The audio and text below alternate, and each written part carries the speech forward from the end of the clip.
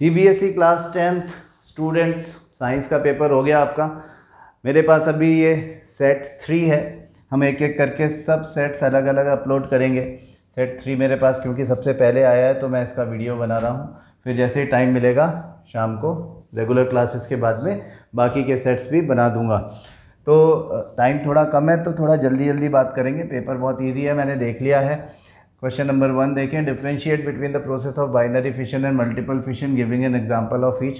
Binary fission is the breakdown of a single cell into 2 cells, multiple fission breakdown of a single cell into multiple cells। एक जो binary fission था उसके example में हम amoeba भी लिख सकते हैं, लीशमैनिया भी लिख सकते हैं। और यहाँ पे जो मल्टीपल फिशन है उसमें हम प्लाज्मोडियम याद करते हैं। Plasmodium is malaria parasite.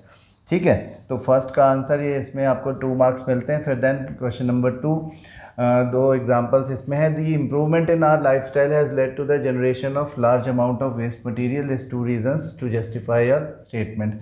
हमारी लाइफस्टाइल में इम्प्रूवमेंट से वेस्ट मटेरियल जनरेट कैसे, लाइफस्टाइल इम्प्रूवमेंट के ऊपर आप हाईलाइट करें कि हमारी इम्प्रूवमेंट इन लाइफस्टाइल हुई है तो हमारी परचेसिंग पावर बढ़ती है। परचेसिंग पावर बढ़ती है तो हम different type of materials, different type of articles खरीदते हैं।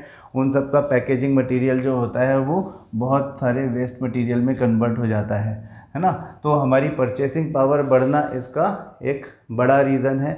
दूसरा, change in the way the packaging has changed. ज़्यादा ल्यूक्रेटिव पैकेजिंग बढ़ाने के लिए एक तो हम ज़्यादा सामान खरीदने लग गए, दूसरे जो पैकेजिंग है उसका तरीका बदल गया। उसमें जो पेपर यूज़ होता था उसकी जगह प्लास्टिक यूज़ होने लग गया। तो नॉन बायोडिग्रेडेबल यूजेस का, नॉन बायोडिग्रेडेबल सब्सटेंसेस का यूज़ इन पैकेजिंग, वो भी इसके पीछे एक बड़ा रीज़न है। इसमें हमको ऑप्शन भी मिलता है। The change in packaging has resulted in waste becoming non biodegradable. यही बात हम अभी कर रहे थे। Giving 2 examples from daily life justify this statement.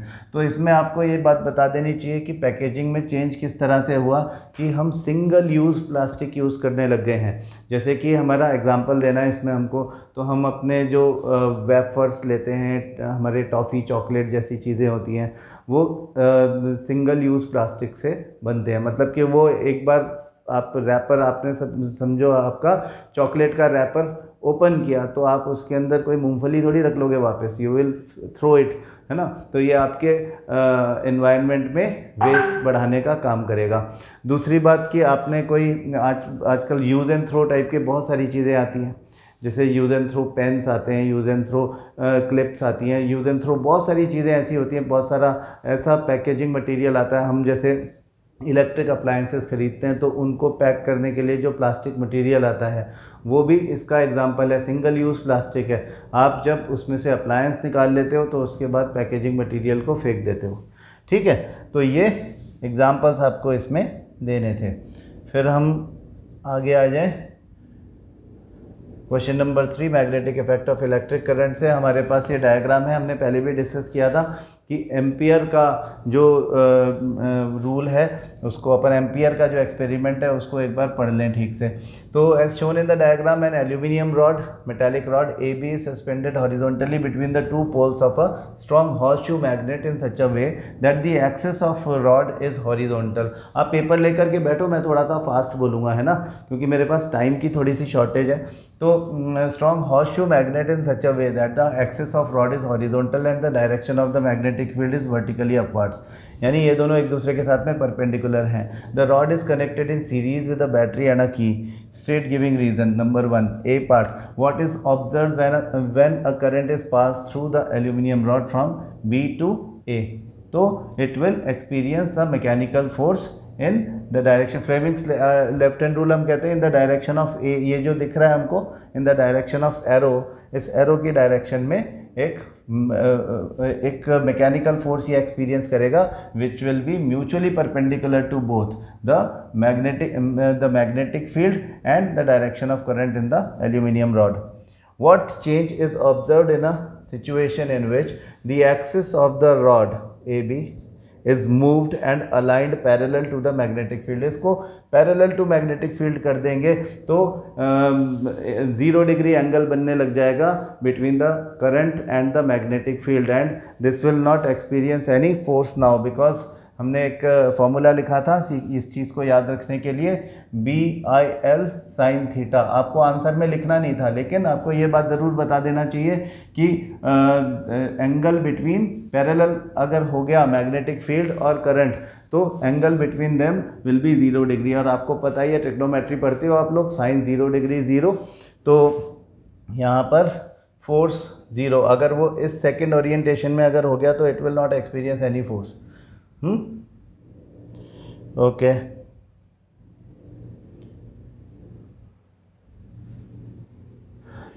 ठीक है। फिर हाउ कैन दिस स्टेटमेंट, ये और सेम डायरेक्शन हो गया।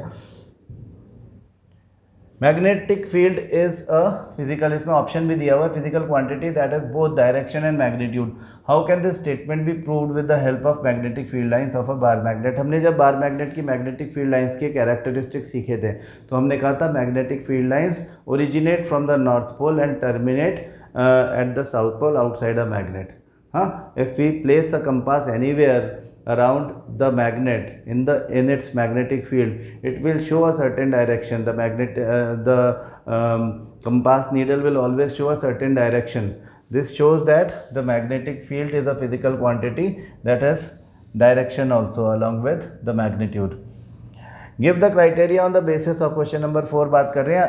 Give the criteria on the basis of which elements are placed, number 1 in a group and number 2 in a period in the modern periodic table.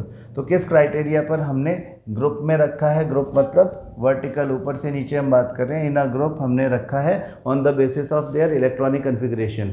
Outermost shell के electrons जो होते हैं उनको देख करके वैलेंस इलेक्ट्रॉन्स या वैलेंसी की basis पर सिमिलर वैलेंसी वाले या similar number of valence electron वाले एलिमेंट्स एक ग्रुप का पार्ट होते हैं। Number 2 in a period of the modern periodic table, जिन एलिमेंट्स का कॉमन शेल होता है, आउटरमोस्ट शेल कॉमन होता है, वो सब एक पीरियड का पार्ट होते हैं।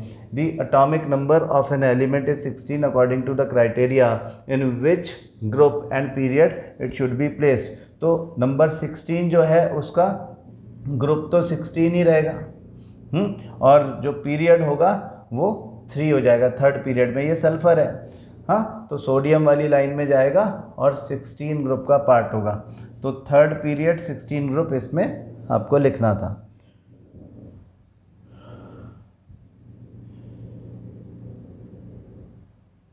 फिर क्वेश्चन नंबर 8 सेक्शन बी आ गया। अभी एक मिनट, ये हमने 3, 4 किया है,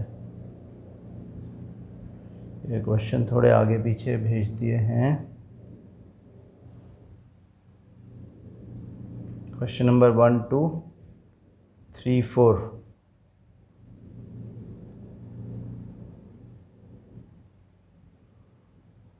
ये क्वेश्चन नंबर 5, 6 मेरे को दिख नहीं रहा है इसमें,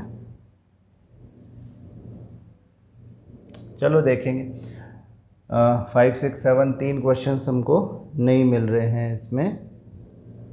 अच्छा, ये रहे, एक ही पेज पर है इसलिए नहीं मिल रहे थे। चलो देखो, consider the carbon compounds having following molecular formula C3H6, ये सब मॉलिक्यूलर फार्मूला लिखें। देखो, state the number of double covalent bonds present in C3H6। अभी देखो C3H6 में तो डबल कोवेलेंट बॉन्ड एक ही होगा, है ना, क्योंकि ये C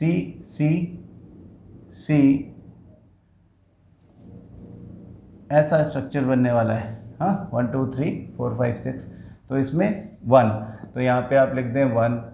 फिर right the formula of first member of the homologous series in which the carbon compound C4H6 belongs. तो C4H6 आपको उसके जनरल फार्मूला से भी पता चल जाएगा, अदरवाइज आपको ये पता चल जाएगा कि ये ट्रिपल बॉन्ड C4H6 तभी बन पाएगा। इसका ट्रिपल बॉन्ड बीच में डाल देते हैं। C4H6 का मतलब वो ट्रिपल बॉन्ड वाला हाइड्रोकार्बन है, 4 कार्बन है, 2 के बीच में ये है ऐसा। तो 1 2 3 एंड 1 2 3, इन दोनों की टेट्रा वैलेंसी वैसे ही कंप्लीट है, hydrogen hydrogen hydrogen hydrogen, C4H6 ऐसा बनता है। तो C4H6 में वो क्या पूछ रहे हैं कि फॉर्मूला ऑफ फर्स्ट मेंबर। अब फर्स्ट मेंबर मतलब कम से कम 2 कार्बन डबल बॉन्ड के लिए, डबल बॉन्ड या ट्रिपल बॉन्ड के लिए 2 कार्बन होना चाहिए, तो उसका नाम इथाइन होगा। अच्छा, फॉर्मूला लिखना है और उसका, तो फॉर्मूला उसका हो गया C2H2। हाँ, 2 कार्बन वाला ऐसा बनेगा, C triple bond C H and H, C2H2। फिर आगे देखें, which one of the above compound forms ring structure of carbon compound। सभी रिंग स्ट्रक्चर देखो इन सब के बनते हैं। ये बेंजीन है, ये भी रिंग स्ट्रक्चर है, ऐसा रिंग स्ट्रक्चर मतलब carbon carbon carbon carbon carbon carbon. हालांकि यहाँ पे डबल बॉन्ड अल्टरनेटिव इस तरह से लगेंगे, सब पे एक एक हाइड्रोजन लगेगा। ये एक रिंग स्ट्रक्चर है, दिस इज बेंजीन ना। अब ये भी है C6H12 कार्बन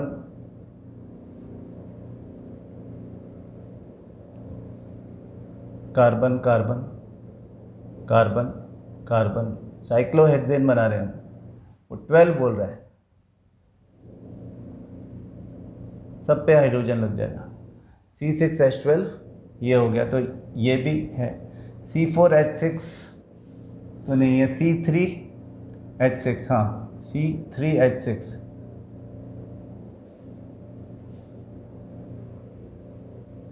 C3H6, हाँ साइक्लोप्रोपेन, ये भी बन सकता है ऐसा। तो ये आपके तीनों बन सकते हैं। अब आपको एक्चुअली मेरे ख्याल से इस क्वेश्चन में आपने इनमें से कोई भी एक बनाया है इन तीनों में से, तो आपको मार्क्स मिलेंगे, क्योंकि वो कह रहा है कि विच one of the above compounds forms ring structure, है ना। तो आपने अगर साइक्लोहेक्सेन या बेंजीन कुछ भी बना दिया है, क्योंकि साइक्लोप्रोपेन मुझे नहीं लगता किसी ने बनाया होगा, तो आप अगर ये क्योंकि आपकी बुक में दिए हुए हैं दोनों, आपने इसकी प्रैक्टिस भी की हुई है, आपने इनमें से बनाया होगा, तो अगर मेरे ख्याल से दोनों में से एक भी बनाया है, कोई भी एक के लिए बोल रहा है विच one of the above compounds, है ना, तो मेरे ख्याल से एक भी बनाया है कोई, मतलब ऐसा दिल पकड़ के ना बैठ जाए कि अरे मैंने तो बेंजीन नहीं बनाया, मैंने तो साइक्लोहेक्सेन बना दिया, मैंने तो साइक्लोहेक्सेन नहीं बनाया बेंजीन बना दिया। तो घबराओ नहीं, आपने एक भी बनाया तो मेरे हिसाब से तो मार्क्स मिलना चाहिए आपको। Identify which of the above compound is a member of alkane series. Alkane series में देखो C3H8 जो नंबर 2 है वो एल्केन सीरीज़ है, कार्बन कार्बन कार्बन और बाकी 1 2 3 4 5 6 7 8, हाँ H8 इस तरह से। तो ये आपका क्वेश्चन नंबर 5 हो गया। फिर consider the carbon compounds having following molecular formula C2H2 C2H6 C3H7OH C2H5 COOH CH3CHO। Identify which of the above compounds is a member of aldehyde series. तो ये तो CHO आपको वैसे ही दिख रहा है, CH3CHO, इथेनॉल है ये। Write the general formula of the series to which compound C2H2, अभी C2H2 हम बना भी रहे थे ऊपर, तो CnH2n-2 लिख दो। फिर विच of the above compounds has triple bonds between carbon carbon, अब वो C2H2 दिया हुआ ही है, तो ट्रिपल बॉन्ड अभी हमने जो बनाया था वही यहाँ पे वापस आ गया C2H2। इथाइन पढ़ने वालों की तो बार बार एक ही क्वेश्चन आ रहा है। विच one of the above compounds है ट्रिपल बॉन्ड्स, ये हो गया। Right the molecular formula of the first member of the homologous series in which the compound C3H, ये तो प्रोपेनॉल है और हमको मीथेनॉल बनाना है फर्स्ट मेंबर, तो CH3OH, ठीक है, ये हो गई बात। Using height tallness and dwarfness, question number 7 आ गया। Of a plant as an example show that genes control the characteristics और ट्रेट्स इन एन ऑर्गेनिज्म। तो टॉलनेस का जीन है कैपिटल T जो कि डोमिनेंट जीन है, ड्वार्फनेस का है स्मॉल t, है ना। तो हमने एग्जाम्पल ले लिया हाइट का of a plant as an example, and what we are showing genes control the characteristics. हाँ, T is dominant over small t, capital T is dominant over small t, and if they come in capital T combination यानी homozygous combination या pure combination, तो उस condition में tall plant होता है, capital T small T. Heterozygous combination में भी tall plant होता है because T is dominate over small T, and small T homozygous combination में ड्वार्फ होता है। तो अगर जीन कैपिटल टी है या स्मॉल टी है, ये होने का फ़र्क कॉम्बिनेशन में किस तरह का कॉम्बिनेशन उनका है, इट विल डिसाइड कि किस तरह से कैरेक्टरिस्टिक्स और ट्रेट्स ऑफ एन ऑर्गेनिज्म होने वाले हैं। इसमें ऑप्शन भी दिया हुआ है, in a cross between red coloured and white coloured flowers, when plants with red colored flowers of F1 generation were self-pollinated, plants of F2 generation were obtained, in which 75% of plants were with red flowers and 25% plants were with white flowers। तो हमारे monohybrid cross की बात ही हो रही है। Explain the inheritance of traits in the above cross and with the help of a flow chart only along with the ratio of plants obtained।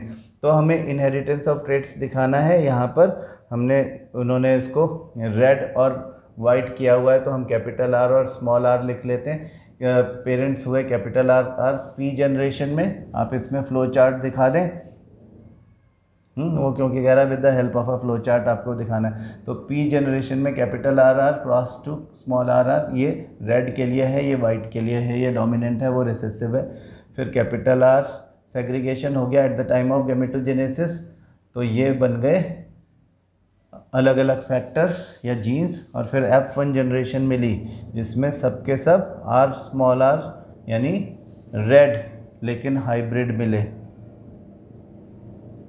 Are small are ठीक है। और फिर उसके बाद क्या हुआ, ये तो F1 मिल गया, फिर हमने इसी की सेल्फिंग कर दी आर स्मॉल आर की, R small R cross to R small R, again segregation हो गया at the time of gametogenesis, capital R small R, और फिर F2 जनरेशन मिला, सेकेंड फीलियल जनरेशन मिला, जो capital R that is homozygous red, capital R small R heterozygous red, and small r that is white। तो 3:1 का phenotypic ratio है, 1:2:1 का genotypic ratio है। तो इसमें हम बता देंगे कि ये पूरा फ्लो चार्ट बना करके कि explain the inheritance of traits in the above cross with the help of a flow chart. F1 generation में क्या होता है, F2 जनरेशन में क्या होता है, वो हमको इसमें बताना है। चलो अब क्वेश्चन नंबर 8 आ गया, 5, 6, 7 हो गए। अब क्वेश्चन नंबर 8 आ गया, right the relationship between electrical resistance and electrical resistivity for a metallic conductor of cylindrical shape. 3 mark का क्वेश्चन है। R = rho L upon A। This is the relationship where R is the electrical resistance and rho is electrical resistivity। ठीक है। Hence derive the SI unit of electrical resistivity। इसको ले जाएंगे rho = R into A upon L। R की जगह ओम लिख दिया, A की जगह एरिया का स्क्वायर मीटर लिख दिया, और इधर मीटर लिख दिया, मीटर से मीटर कैंसिल कर दिया तो ओम मीटर आ गया। ये ओम मीटर डिराइव हो गया। ठीक है। Find the resistivity of the material of a metallic conductor of length 2 metre. Area of cross section भी दे रखा है आपको पूरा, तो इजी तो बना दिया question. The resistance of the conductor is 0.04 ohm. R भी दे रखा है ना। तो हम सीधे फार्मूला में डालते हैं, मेरे पास टाइम थोड़ा कम है। तो रो = R into A upon L में वैल्यूज़ डालो। R दे रखा है 0.04। आप अपनी कन्वीनियंस के लिए 4/100 भी लिख सकते हो और 1/25 भी लिख सकते हो, आपकी मर्जी। फिर उसके बाद आपने एरिया ऑफ क्रॉस सेक्शन दिया हुआ है हमको 1.4 × 10⁻⁻6 स्क्वायर मीटर, और लेंथ हमको दी हुई है 2 मीटर। तो ऐसे ही करते हैं, ये पॉइंट हटा लो, यहाँ पे 100 ले लो, यहाँ पे 2 जो है उससे ये 2 टाइम्स कैंसिल हो जाएगा, ये 10⁻2 है, ये ऊपर जाएगा तो -2 हो जाएगा, 10⁻⁻8 तो 1.4 इंटू 2 2.8 हो जाएगा, तो 2.8 इंटू 10⁻⁻8 ओम मीटर यूनिट ज़रूर लिखी होगी आपने, आई एम श्योर, नहीं तो मार्क्स कट सकते हैं। क्वेश्चन नंबर 9 में आ जाओ। An electric motor rated 1100 watt is connected to 220 volt mains, find the current drawn from the mains. तो अगर आपको गिवन है P, गिवन है V और आपको पता है P equal to V I, तो आपका I equal to P upon V होगा ना। तो आपका P अपॉन V में P की जगह 1100 वाट लिख दो और इधर 220 वोल्ट लिख दो, मतलब है ना 11 से कर रहा हूँ मैं, तो ये तो इन्होंने इजी बना दिया हमारे लिए, 5 एम्पियर आंसर आ जाएगा। ठीक है, current drawn from the mains ये हो गया। और फिर आगे क्या कहते हैं, electric energy consumed if the motor is use for 5 hours daily for 6 days. Energy consume में हम लिखते हैं P into T equal to E, this should be in kilowatt, this should be in hour, this should be in kWh kilowatt hour. तो power दिया तुमको 1100 upon 1000 करके उसको kilowatt hour में कन्वर्ट कर लो, और आर कितना 5 आवर्स डेली फॉर 6 डेज, तो पर डे का निकाल लेते हैं पहले, फिर बाद में देखेंगे। तो ये 1.1 इंटू 5 तो 5.5 यूनिट पर डे हो गया, इंटू 6 कर दो उसको,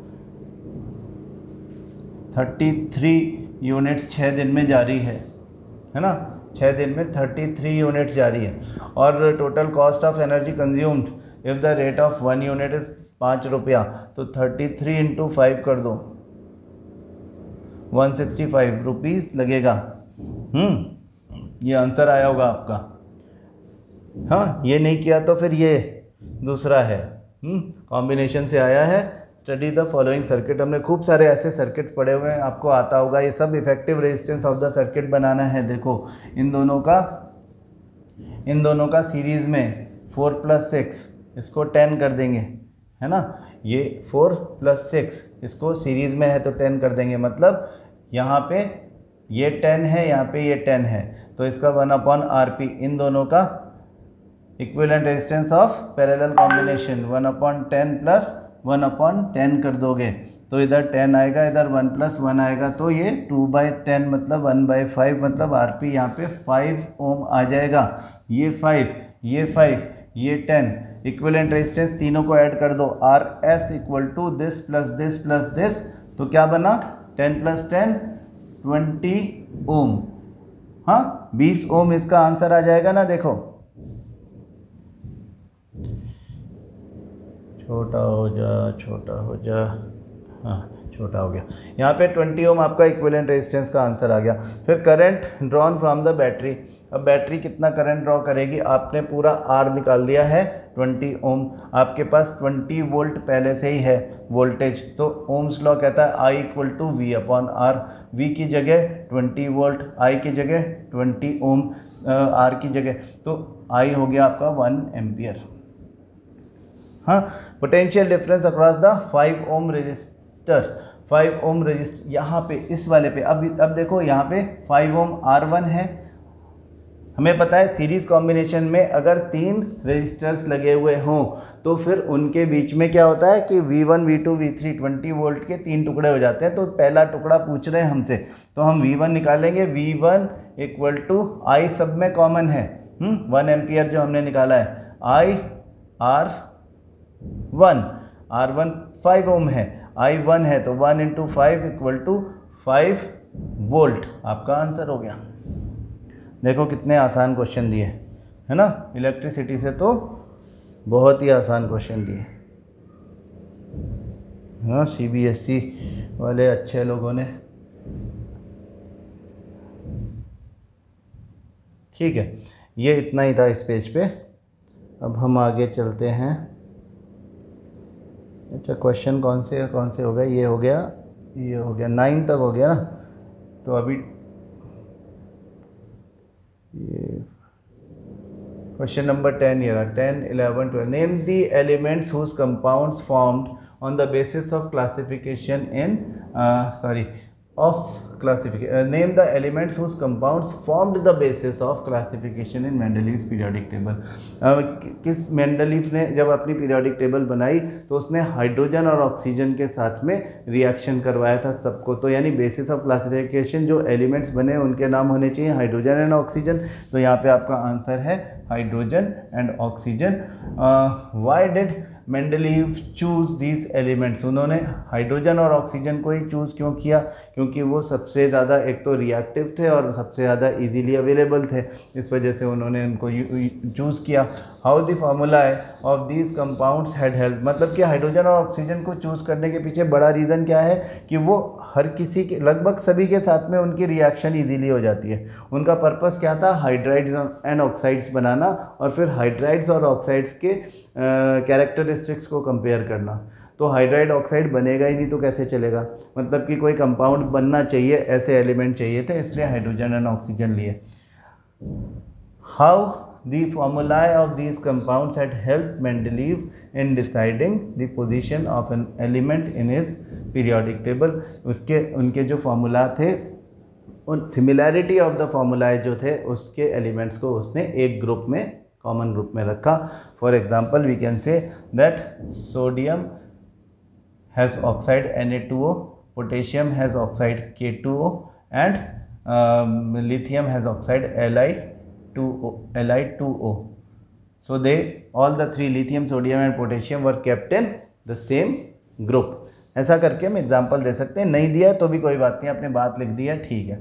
In 1987 the United Nations Environmental Program UNEP forced an agreement to freeze the production of certain chemical to year 1986 level। यानी हम बात कर रहे हैं कि जो वो है क्या बोलते हैं, ओजोन की बात हो रही है, यहाँ पे ओजोन लेयर डिप्लीशन की बात हो रही है। Name the chemical and the manufacturing companies in which this chemical was being mostly use, मतलब CFC क्लोरोफ्लोरोकार्बन की बात हो रही है कि क्लोरोफ्लोरोकार्बन जो है वो ओजोन लेयर के डिप्लीशन के लिए रिस्पॉन्सिबल है। तो जो केमिकल है वो तो CFC हो गया। Name the chemical and the manufacturing companies in which this chemical was being mostly used. तो वो कूलिंग प्लांट्स हैं, रेफ्रिजरेंट्स हैं, रेफ्रिजरेटिंग कंपनी है जो कि मतलब कूलिंग का काम कर रहे हैं। In what way this chemical damages the upper layers of atmosphere and ultimately the organisms on the earth. Upper layer of the atmosphere यानी स्ट्रेटोस्फेयर में जो ओजोन है ये उसके रिप्लेनिशमेंट को ब्लॉक कर देता है। हाँ, CFC disturbs or causes the depletion of ozone layer by interfering with the process of replenishment of ozone, and this causes the lesser concentration of ozone in the stratosphere। So then the high intensity ultraviolet rays may reach the earth and may harm the living organisms like us। In humans it can cause skin cancer। In flowering plants the pollen grains are transferred to stigma by pollination, but the female germ cells are present in the ovary। Pollen grains are transferred to stigma by pollination, female germ cells are present in the ovary। With the help of a label diagram only concerned parts, यानी आपको केवल ये वाला diagram इसमें show करना है कि जिसमें आप ओवरी बनाते थे, ऊपर पोलन ग्रेन्स दिख रहे हैं, इधर स्टिग्मा है, स्टाइल है। हाँ, ये स्टिग्मा है, ये बीच में स्टाइल है, ये ओवरी है, उसके अंदर हमने फीमेल जर्म सेल्स भी दिखाई हुई हैं। यहाँ से पोलन ट्यूब निकलती हुई दिखाओ, हमको ये प्रोसेस बताना है। क्यों? क्योंकि वो ये कहता है कि explain with the help of a label diagram. तो ये नहीं कह रहा कि वो केवल लेबल डायग्राम बनाओ। लेबल डायग्राम में क्या, stigma, style, ovary, pollen grain, यहाँ पे दिखाओ मेल जर्म सेल, यहाँ पे दिखाओ फीमेल जर्म सेल। इतना हमारे पास में होना चाहिए। ओवरी ये है ना, और ये फीमेल जर्म सेल यहाँ पे है, male germ cell pollen tube में आ रही है, शो पोलन ट्यूब, है ना। तो ये सबका लेबलिंग, ये आपके NCERT वाला ही लेबलिंग वाला है, और आपको ये एक्सप्लेन भी करना है, इसलिए आप बताएं कि under the influence of a chemical released by the ovary the pollen tube is released. Pollen tube is grown from the pollen grain, and then it gives a path to the male germ cell to reach the ovary. यानी pollen tube pollen grain से चलती चलती style में आकर के और ultimately ovary तक पहुंच जाती है, और उसमें से होकर के ही हमारा male germ cell female germ cell के पास पहुंचता है फर्टिलाइजेशन के लिए। ठीक है, तो ये 12 हो गया। क्वेश्चन नंबर 13 देखें।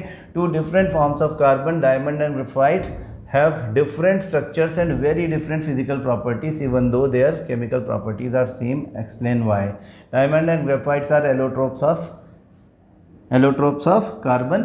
Diamond has a special tetrahedral structure as its single carbon atom is surrounded by or connected with 4 other carbon atoms, while this gives diamond a special structure which is very strong. Tetrahedral structure is the strongest structure, so diamond is the hardest substance on the earth. जबकि हम graphite की जब हम बात करते हैं, graphite में carbon का एक atom is surrounded by 3 other carbon atoms and layers are formed over each other.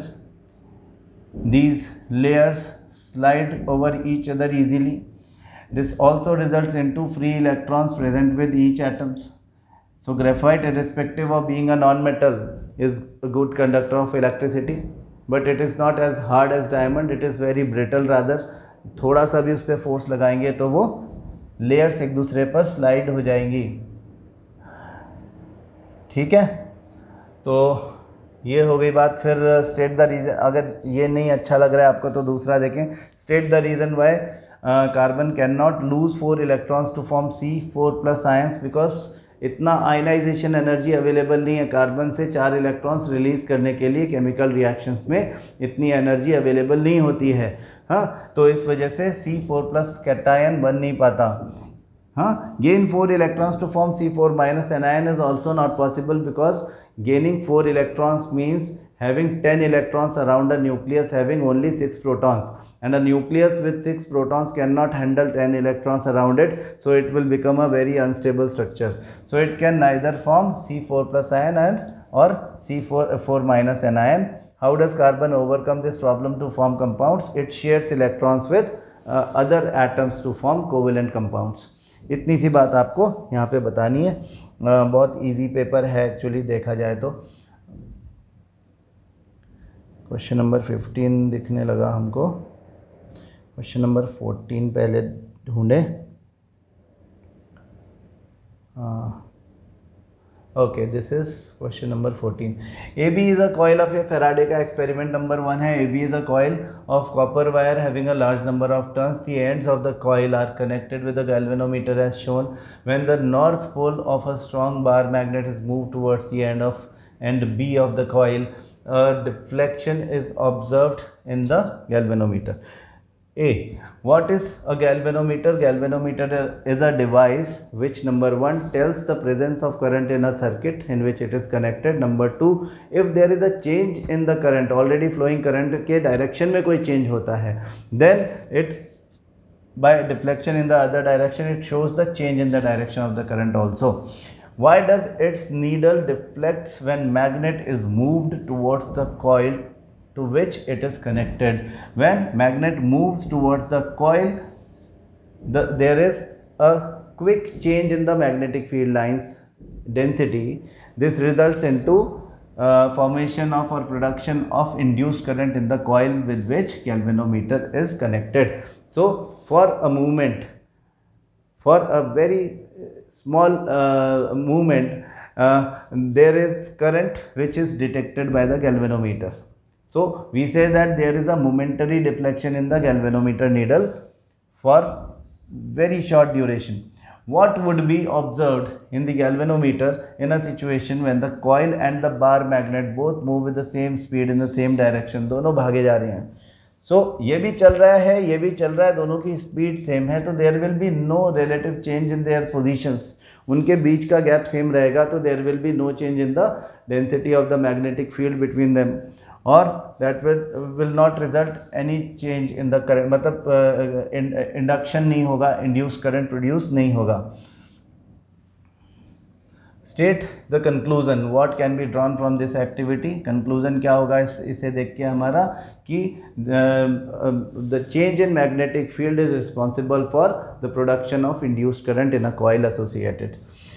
Will there be any change in the momentary deflection in the galvanometer if number of turns in the coil is increased and a more stronger magnet is moved towards the coil? Yes, हमारा induction जो है वो magnetic field strong कर लिया जाए तो strong मतलब हमारा मैग्नेटिक फील्ड जो होता है वो नंबर ऑफ टर्न से वो हो जाता है, स्ट्रॉन्ग हो जाता है।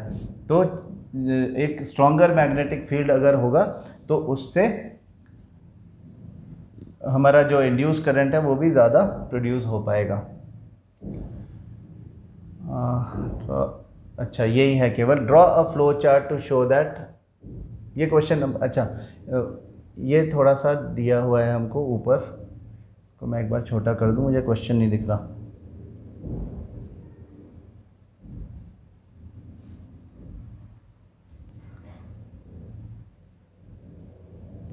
व्हाट इज़ इलेक्ट्रोमैग्नेटिक इंडक्शन, हमें बताना है इलेक्ट्रोमैग्नेटिक इंडक्शन क्या है। Production of current in a circuit which is not connected to a series which is not connected to a source of energy due to a continuous change in the magnetic field around it. What is observed in the galvanometer when a strong bar magnet is held stationary near one end of the coil of large number of turns? There will be no change. Why? Because galvanometer needle deflects only when there is a current in the circuit. Magnet को stationary रखने से there will be no change in the magnetic field around the coil, so there will be no induced current in the coil. Galvanometer needle में कोई फर्क नहीं आएगा। Sex of an, question number 15 last question है। Sex of an individual is determined by different factors in various species. Some animals rely entirely on the environmental cues, while in some other elements the individuals can change their sex during their lifetime, indicating that sex of some species is not genetically determined. However, in human beings the sex of an individual is largely determined genetically. तो हमारा ये book में से आया हुआ portion है और हमको सम एनिमल्स जिनमें sex individuals which can change their sex, तो उसमें स्नेल का एग्जाम्पल दिया हुआ था। However, in human beings the sex of an individual is largely determined genetically. A, what is the statistical probability of getting either a male child or a female child? हाँ, statistical यानी अगर हम देखें तो 50-50%, हाँ आधी आधी 50% प्रोबेबिलिटी है ना। हमको बस ये बात ही पूछी है तो क्या स्टैटिस्टिकल प्रोबेबिलिटी है। 50% is the probability of having a male child और a female child. Right the number of pair और pairs of sex chromosomes present in human beings. तो ह्यूमन बींग्स में कितने पेयर्स होते हैं? There are 23 pairs of sex chromosomes in which one of the parents male और female perfect pair of sex chromosome are present. Female में ऐसा होता है एक्स क्रोमोसोम्स, हाँ मेल में XY क्रोमोसोम होते हैं। अच्छा, how right the number, sorry मैं क्वेश्चन थोड़ा गलत पढ़ लिया, सेक्स क्रोमोसोम ही पूछा हुआ है ना। तो right the number of pair और pairs of sex chromosome present in, तो देयर इज सेक्स क्रोमोसोम जो होता है वो 1 पेयर होता है ओनली, है ना। There is a single pair, 1 pair out of 23 pairs 1 pair of sex chromosome होता है, जिसमें कंट्रीब्यूशन मेल और फीमेल दोनों का होता है।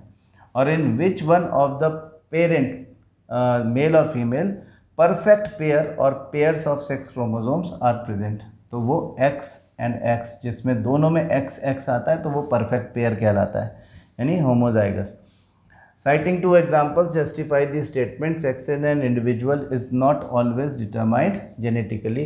तो ये एक तो हमारे फिशेस में या एम्फीबियंस में ये एग्जांपल हमने कहा था कि sex of an individual can be determined by the environmental cues, जिसमें टेम्परेचर की वजह से मेल या फीमेल सेक्स बनता है। और दूसरा एग्जांपल हमारा है स्नेल का। स्नेल जो कि हमारी बुक में भी दिया हुआ है कि वो अपना सेक्स चेंज कर सकता है during the course of his life. तो इसका मतलब जीन का उसमें कोई रोल नहीं है। अगर आपको ये वाला क्वेश्चन कंफर्टेबल नहीं है तो आप ये भी कर सकते थे, ये ज़्यादा इजी क्वेश्चन है। Draw a flow chart to show that sex is determined genetically in human beings. ये हम करते ही हैं ऐसा। Male versus female parent, male parent female parent. Gametogenesis में X Y are the sperms, X and X are the ova, और फिर उसके बाद X X X X X Y and X Y. This is the flow chart. 50% possibility of a female child, 50% of a male child. ठीक है, तो ये आपका set 3 था। बाकी के सेट्स में जल्दी ही may be after classes, after 8:30 मेरी क्लासेस ख़त्म होंगी ना, या मे बी 9, उसके बाद रिकॉर्डिंग करूँगा और लेट नाइट आपको ये अपलोडेड मिल जाएगी। Thank you.